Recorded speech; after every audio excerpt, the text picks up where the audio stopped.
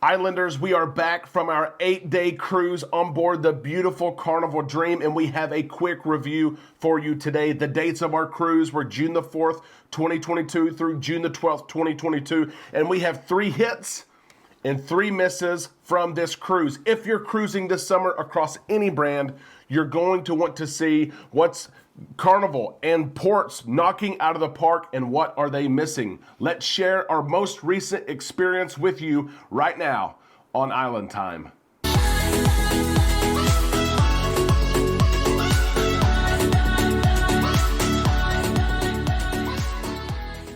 A big happy Monday to all you Islanders. I hope your week is off to a great start. Thank you for stopping by today. We are on Island Time, and I am your host, Derek, and together we're going to spend some time reviewing our most recent cruise, June the 4th through June the 12th on the Carnival Dream. I invite you to drop your anchors, relax for just this 8 or 10 minutes, and enjoy the show today. Let's get started with this review. I want to remind all of us that all of us could go on a cruise together. And some people would say it's the greatest cruise I've ever taken in my life. Some would say I hated the cruise. I didn't like this experience. So reviews are subjective, of course. And I love cruising. But I don't paint cruising as being perfect all the time because it's not. So today I'm going to share 3 hits and 3 misses that were there. Some of these things are regarding the ship, the crew, some are regarding the ports, but I felt the need to share these with you as you get ready to share your experiences with us when you cruise this summer. Let's start with the 3 hits first. Number 1, the number 1 hit, the crew. Yes, there are crew shortages. It was evident all over the ship. There's not enough crew members on board. It's an issue that cruisers have seen and cruise lines have agreed. Yes, it is an issue. Yes, we're trying to fix the issue. We had issues such as not being able to order a drink while we're sitting in the lobby listening to violinist. If you wanted a drink, you could get up and walk to the bar. Is that an issue? No, it's not at all. But if you cruise, you know that usually there's bartenders sitting around able to take your drinks, things like that. There's also small things like able to put out your room service order the night before so that fresh pot of coffee would be at your door at the time that you wrote down. That's not around right now. You have to instead call the morning that you get up and wait for your coffee. We also notice small things like when someone would leave their table. Usually Carnival's right there, right? When you put down your fork and your last bite is in your mouth, usually someone's there to grab your plate so fast. And we noticed that when people would get up, leave their table, maybe that would sit there just a little bit. Not things that necessarily bothered us, but you could tell that there are crew shortages. But let me tell you this, the crew that are on board are working their tails off. They are trying to make sure that you are serviced, that you have fun, and that you're smiling the entire time. A huge hats off to the crew on board the Carnival Dream. They really, really worked their tails off the entire week. They brought it every single day. They were doing everything they could to make up for lost hands, lost crew members.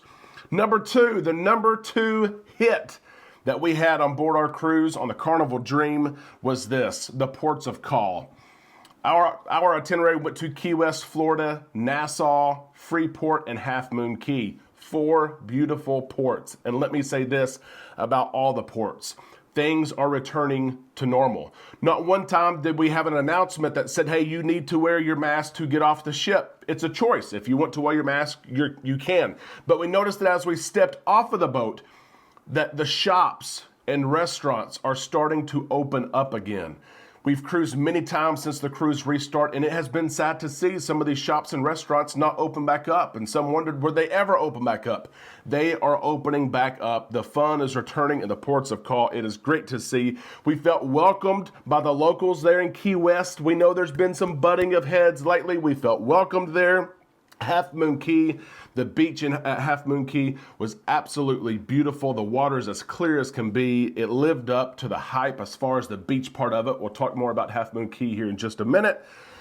But the hit of the cruise was Margaritaville. What an awesome time we had at Margaritaville, Nassau. It just opened up. Look at this video here. For about $75 a day, you can enjoy this water park, lazy river, pool, beach access, stand-up paddle boards, kayaks, in a beautiful, clean facility. We so thoroughly enjoyed our stay. It was kind of a surprise. It's not what we had planned in Nassau, but when we saw it, we said we have to go there. This entry fee does not include food and drinks. You have to buy food and drinks as you want them, but the prices are fair, but the facilities are beautiful. If you're going to Nassau soon, look at Margaritaville. I know you want to go to Atlantis. I've been there before. It's beautiful. Yes, it's a bucket list, but look at Margaritaville as well. I will have a full review on Margaritaville coming up this week. The third hit for this cruise was onboard activities. We continue to see cruise lines and ships opening up, every venue starting to resume almost every activity, and our cruise on board the Carnival Dream was no exception. The ship was busy and buzzing all the time. There was trivia all the time, karaoke, guess that song, name that tune. Kids clubs were open back up for kids over the age of 5, for vaccinated and unvaccinated. Lots of comedy, main theater shows, again, trivia, and there were so many Lido games, more than I could ever remember. It seems like Carnival's doing some new things. Mark Q, the cruise director there on the Dream, did some new things, like synchronized swimming. Never seen that before. Boat or ship building and floating to see who could build the best ship and float it on the water there on the Lido Deck pool. Towel races on Lido Deck, ice carving demonstrations, Lido Deck parties at night. It's all back, and they were all hits for everyone who cruised. Everyone I talked to loved these events and activities. They were so much fun to engage in and to meet new cruisers in. Now let's cover the misses. I'm not trying to be positive. You guys know I'm not a negative person, but there were some misses on this cruise. The first miss on this cruise was the Carnival Dream Steakhouse. We enjoyed a steakhouse dinner on night 3 of the ship, and our experience took 3 hours and 20 minutes. From the time we sat down to the time we could leave after we paid, it was 3 hours and 20 minutes. Now, let me say this, the food was great. It was great. We prepaid even to get into the steakhouse. We paid for this experience months ago. But before we left, we said, can we speak to the manager? We would love to share our feedback as we're set to come back to the steakhouse later on in the cruise. And when the manager came over, I was really surprised how disengaged they were, how really they didn't care that it took 3 hours and 20 minutes to eat. We mentioned things like the menu that Carnival has posted outside the steakhouse on screens is not the same menu that's offered inside the steakhouse. We thought that would be something they wanted to know. We thought that they would want to know that 3 hours and 20 minutes is just a little bit long of a sitting to enjoy, and you miss so many things in the evening if you're sitting in a dining room all night. But we were surprised on how the manager really didn't care. We shared that we would even come back later in the week, and they said, well, you don't have to come back if you don't want to. If you would like to cancel, you can do that as well. And I was kind of surprised by that, but it was a definite miss. A second miss, honestly, was Half Moon Cay. The beach and water are beautiful, but the experience itself does not rival in any way Perfect Day at Coco Cay at Royal Caribbean has. Also, it was a miss just because of how things were operated. There was no power on the island for about half of the day. So that means there's no water, no running water. Toilets did not work. You could not get drinking water. You could get ice. They had ice. You could eat ice chips if you wanted to, or let it melt to get water. No ice, no lemonade. Blenders did not work for drinks.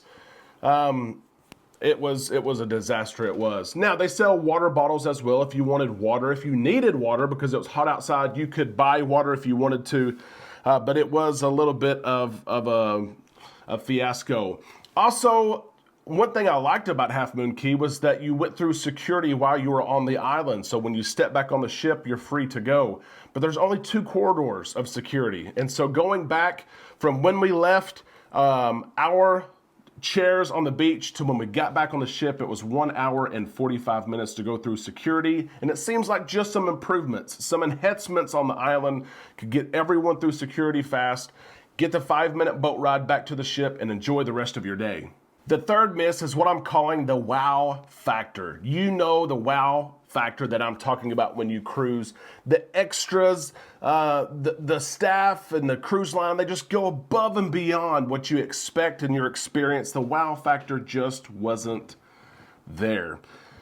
During the week, Carnival ran out of several things that had an impact on some guest experience. It didn't really bother me too much, but you could hear the mumblings and rumblings on the ship as Carnival ran out of Dr. Pepper toward the end. They ran out of bananas. They ran out of dark chocolate. I tried to order an iced mocha. They said, hey, we have no dark chocolate. Can we make it with white chocolate? The bacon situation is still on board. Bacon is served every other day. Some people do not like that. The VIFP guest parties, we know they're not going to take place in June. I didn't think much about it, but it was kind of a damper when guests were on board. They talked about, hey, we aren't having a VIFP guest party. They really enjoy those parties, the free food and the drinks that come with them.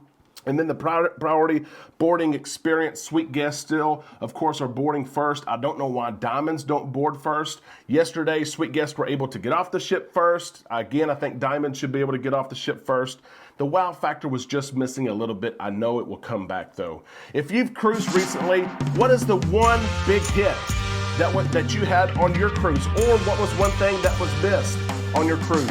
Please share with us and all the fellow islanders in the comment section below. We would love to see it. And while you're down there, please like this video so other cruisers can see it as well. Islanders, we will see you tomorrow as we start to get back into the cruise news momentum that we usually see, and later this week as I continue to review this trip and share things that you need to know if you're cruising this summer.